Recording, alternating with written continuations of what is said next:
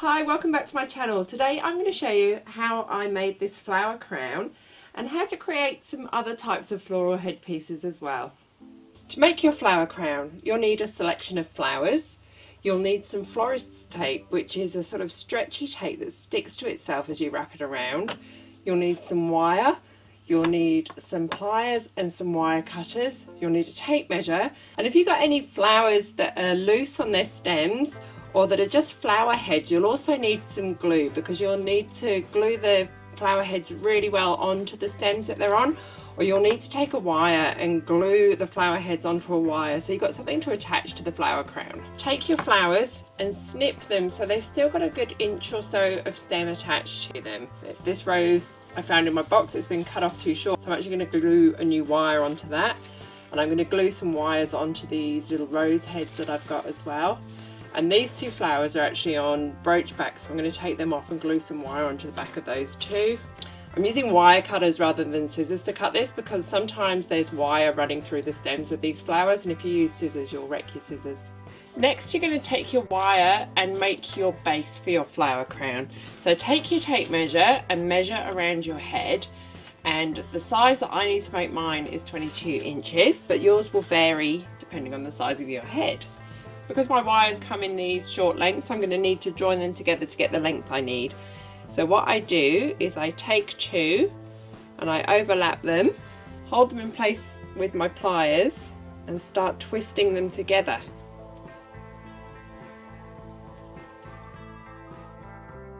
Then when I get to the end of that first wire, I take the next wire and start twisting this with the ends of the previous one. And then with these ends of the wires here, I keep them parallel to this part. Then when it's wrapped in tape, they're not going to stick out. If you end up with them sticking up and down, they could jab through the tape and end up sticking into your head. So I'm going to keep doing this until I've got the length that I need. Once you've got to about the length you need, I'm going to measure between there and there. So I'm going to bring those two bits round and then twist these ends back on themselves to create a circle. And once those ends are joined, that's given us the base for our flower crown. You can use this technique to make an adjustable crown as well.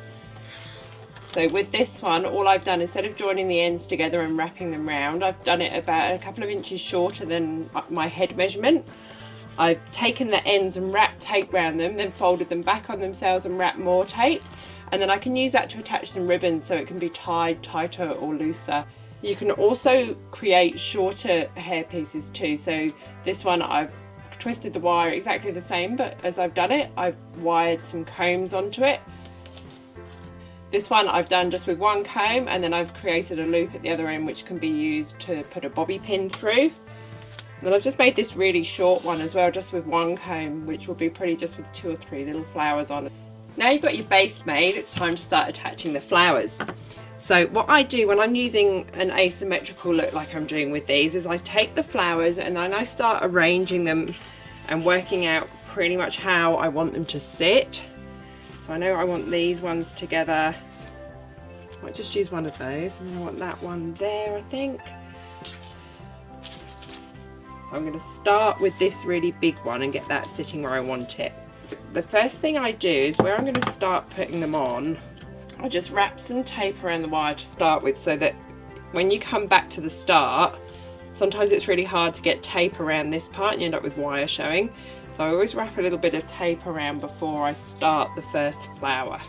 So this tape, it's like a plastic tape, and as you put it around you just stretch it really gently and it sticks to itself. So you sort of stretch and twist, stretch and twist, stretch and twist. You can see how it's going to hold those ends down as we get round to the parts with the joints in the wire as well. The first thing I'm going to do is attach a leaf, because I want a couple of leaves sitting in behind the roses at this point. So I'm going to take my tape, hold the leaf where I want it to be, and start wrapping and stretching and twisting the tape around. Then I want one coming the other way, so I'm going to take another leaf and wrap that around the opposite way, and then I can put the rose in between these two. So I'm happy with those. So now I'm going to take my big purple rose I'm going to hold it in place and grab the tape and start wrapping and stretching it to hold it where I want it to be. Then I know that next to that I want to put the red rose, and I'm just going to bend the wire slightly, work out where I want the red rose to sit, and then start wiring that into place. But I think I actually just want a little tuft of something coming up there, so I'm actually going to put on just some of the hydrangeas first, just so they come up between those two roses. So that's literally all I'm going to do for the whole way round, is keep just deciding which flower that I want next, wrapping, twisting and holding it in place as I go. Because I want mine to be asymmetrical, I'm going to do all my big flowers together, and then I'm going to fade it out and use the smaller flowers around the back.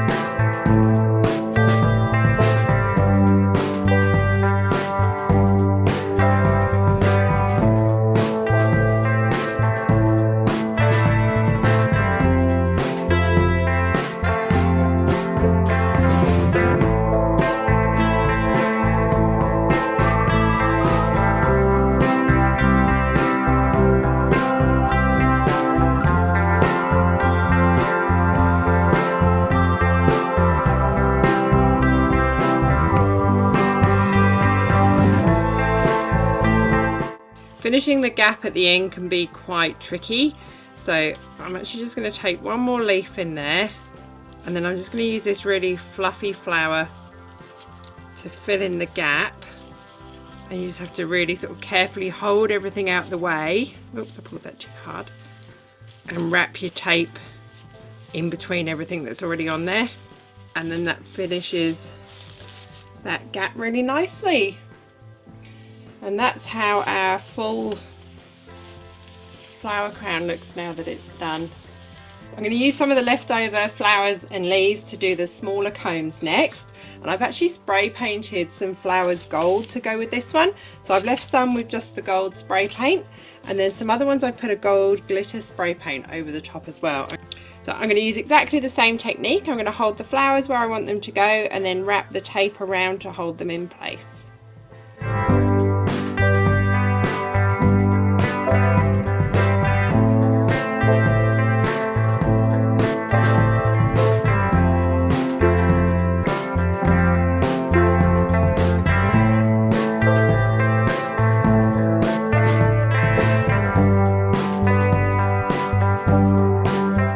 When you get to this part, you need to wrap your tape through the comb, which can be a little bit tricky, but if you use long bits it's easier, or you can use your scissors or your pliers to help push it through.